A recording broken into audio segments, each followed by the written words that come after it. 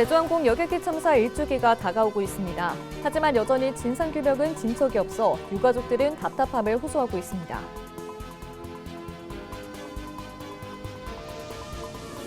전남교육청의 내년도 예산이 올해보다 약 9% 감소한 규모로 확정됐습니다. 교육청은 주요 사업을 중심으로 선택과 집중에 나설 방침입니다.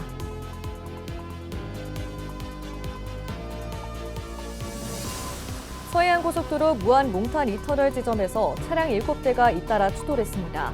이 사고로 5명이 경상을 입었습니다.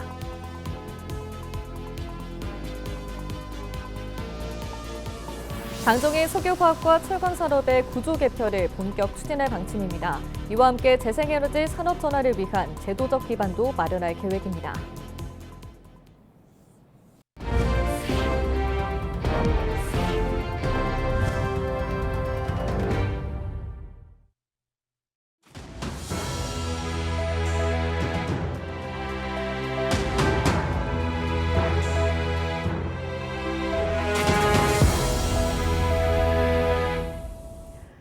시청자 여러분 안녕하십니까? 헬로티비 뉴스입니다. 20일 아침 10시 반쯤 서해안 고속도로 무안 몽탄 이터널 지점 인근에서 차량 7대가 잇따라 추돌해 차량 화재로 이어졌습니다. 이 사고로 남성 2명과 여성 3명 등 5명이 경상을 입고 병원으로 옮겨졌고 승용차 3대가 불에 탔습니다.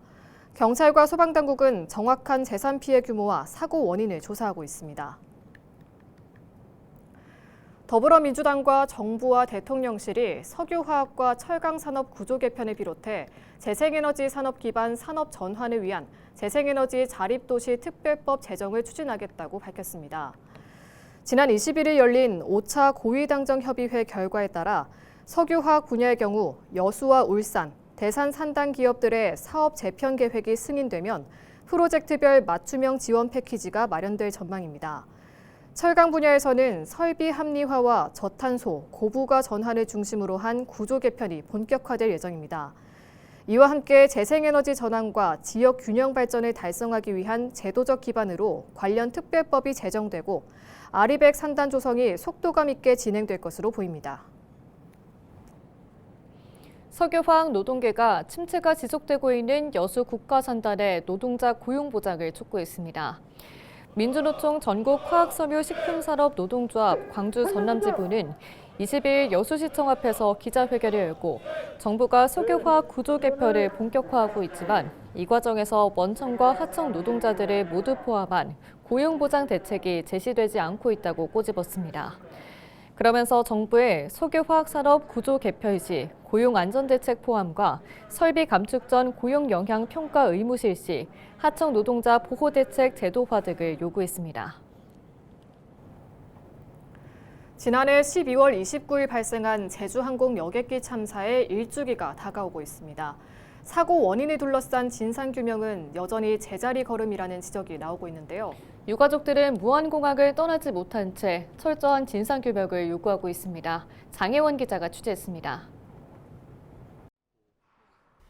지난해 제주항공 여객기 참사로 딸 가족과 아내까지 모두 5명의 가족을 잃은 박인욱 씨.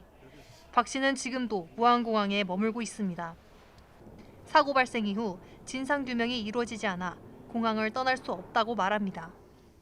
있으면 한 3개월이나 길게 있어봤자 6개월이면 정부에서 다 이걸 진상규명을 해주실 줄 알았어요. 그랬다면 1년이 지나도 아무것도 달라진 건 하나도 없고. 참사가 발생한 지 1년 가까운 시간이 흘렀지만 유족들은 여전히 이곳 무안공항에서 생활하고 있습니다. 박 씨가 가장 두려워하는 것은 시간이 지날수록 커지는 무관심입니다. 지난달 용산역에서 행진을 하던 당시에도 참사 진상규명이 모두 마무리된 것으로 알고 있는 시민들이 많았다고 말합니다. 서울 시민들도 이걸 자기들은 이게 언론에 매스컴에 일찍 노출이 안 돼 버리니까 벌써 다 끝난 줄 알고 있더라고요. 그렇기 때문에 이 정치권들이 다 해줄 줄 알고 했더니 유족들은 조속한 진상규명을 위해 공항과 대통령실을 오가고 있지만 진상규명은 속도를 내지 못하고 있습니다. 항공철도사고조사위원회가 국토교통부 소속에서 국무총리실 산하로 이관된 것이 현재까지 유일한 변화입니다. 유가족들은 조사위원회 소속보다 조사 방식부터 바뀌어야 한다고 지적합니다. 사고조사위원회가 직접 조사한 사안은 많지 않고 조사 과정의 상당 부분을 외부 연구 용역에 맡긴 데다 유가족 참여도 제도적으로 보장되지 않고 있다는 겁니다. 이런 가운데 현재까지 책임자 처벌은 물론 조사 과정에 대한 공식적인 정보 공개도 한 건도 이루어지지 않았습니다. 경찰 수사도 뒤늦게 시작됐습니다. 전남경찰청은 지난 16일 항공철도사고조사위원회 사무실에 대해 압수수색을 벌였습니다. 경찰은 항공사고 분석에 대한 전문성 한계 등으로 수사가 늦어질 수밖에 없었다고 설명했습니다.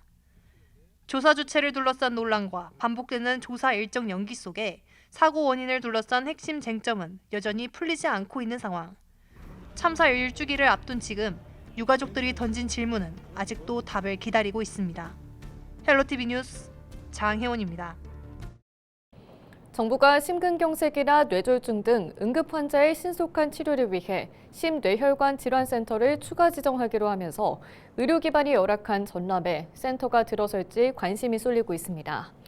보건복지부는 20일부터 내년 1월 12일까지 신규 권역 또는 지역 심뇌혈관 질환센터 지정을 위한 공모 과정을 거쳐 권역은 한 곳, 지역은 4곳을 새로 지정할 계획으로 권역 한 곳의 공모 대상은 전남 지역으로 한정했습니다.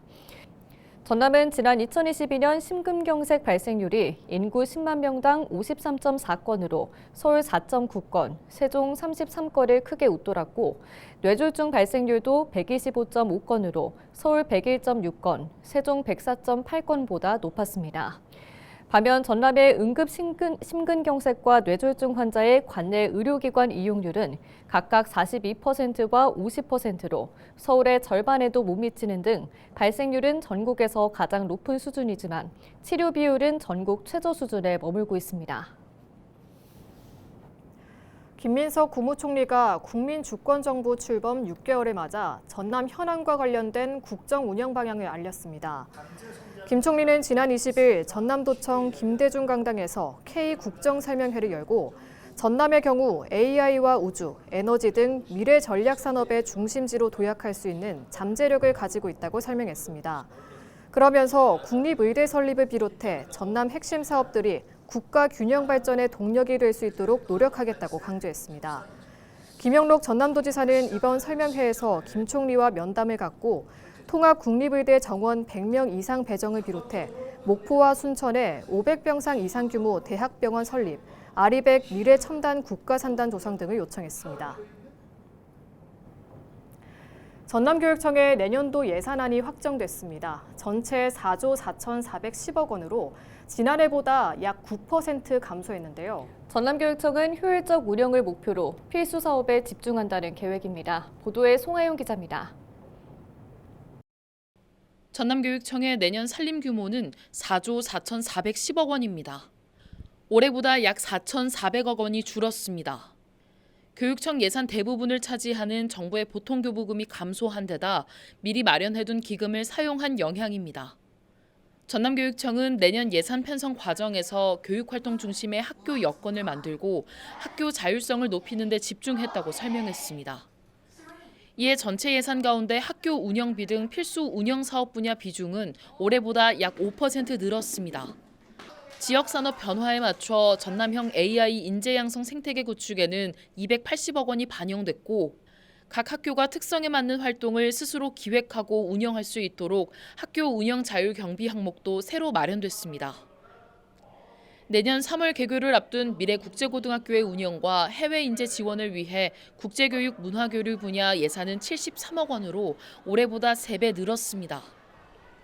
학교 신설 예산도 유치원 1곳과 초등학교 7곳 등 모두 1,178억 원 편성돼 올해보다 20% 늘었습니다. 반면 전남교육청은 시설 사업의 경우 시기 조정 등을 고려해 2,800억 원 줄였고 교원 9개 연수비 감축 등을 통해 예산을 절감했다고 덧붙였습니다. 전남교육청은 내년을 재정 안전성과 건전성을 확보하는 원년으로 삼아 유사, 중복 사업을 줄여 예산 효율을 높일 방침입니다. 주어진 예산 안에서 학교 현장의 상황을 충분히 고려하면서 유연하고 책임감 있는 재정 운영을 해나갈 계획입니다. 구체적으로는 기존 사업을 면밀히 분석해 유사 중복 사업은 통합하고 축소 폐지하고 주요 재정 사업 평가를 통해 성과가 미흡한 사업은 예산을 감축하는 등 재정 효율성을 지속적으로 높여 나가겠습니다. 한편 교육계에서는 예산 감소에 대한 우려의 목소리도 나옵니다. 현장 체험학습 지원비와 스포츠클럽 운영비 등이 줄면서 학생 지원이 축소되고 교육과정 운영이 위축될 수 있다는 지적입니다. 교원단체는 추가 경정 예산을 포함한 보완 대책 마련을 촉구했습니다. 전남교육청은 교육부 교부계획 지원으로 본 예산에 반영하지 못한 특별교부금 사업은 내년 2월까지 편성할 계획이라고 밝혔습니다. 헬로티비 뉴스 송하영입니다.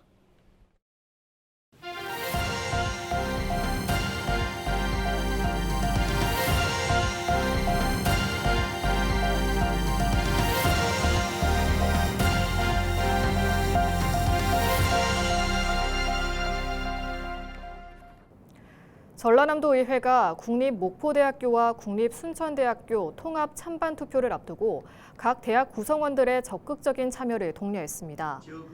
전남도의회 국립의과대학 설립지원특별위원회는 20일 전남도의회에서 기자회견을 열고 국립의과대학 설립은 전남이 겪고 있는 의료, 교육, 인구 위기를 동시에 극복하고 지역의 장기적인 미래를 좌우할 중대한 사안이라고 강조했습니다. 그러면서 이번 찬반 투표 결과가 정부와 교육부의 최종 정책 결정 과정에 중요한 참고 자료로 활용될 수 있다며 구성원들의 신중한 판단과 적극적인 참여를 거듭 당부했습니다. 전남 학생교육수당이 중고등학생까지 단계적으로 확대될 수 있는 제도적 기반이 마련됐습니다. 전남교육청은 최근 전남도의회 본회의에서 전남 학생교육수당 지급에 관한 조례 일부 개정 조례안이 가결됐다고 밝혔습니다. 개정 조례를 토대로 아동수당을 받는 초등학교 1에서 2학년 학생의 경우 내년 2월까지만 학생교육수당이 지급되고 3월부터 전남 지역 모든 중학교 1, 2학년 학생에게 매월 5만 원씩 학생교육수당이 지급됩니다. 해남군이 정부 국정과제인 이른바 햇빛소득마을 100곳을 발굴하기 위해 행정력을 집중하기로 했습니다.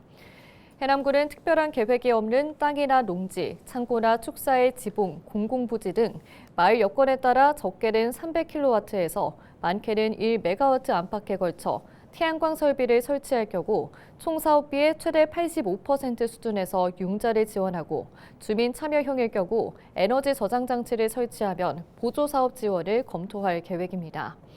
현재까지 해남은 면단위 지역 11곳에서 모두 40곳에 대한 참여 의학을 접수한 것으로 파악됐습니다. 햇빛소득마을은 마을 주민이 직접 태양광 발전 사업에 참여해 발생하는 수익을 공유하는 주민주도형 재생에너지 사업으로 2030년까지 해마다 500곳 조성을 목표로 하고 있는 정부 국정과제 가운데 하나입니다. HD 현대사무와 HD 현대로보틱스가 이른바 스마트 조선소를 구축하기 위해 손을 맞잡았습니다.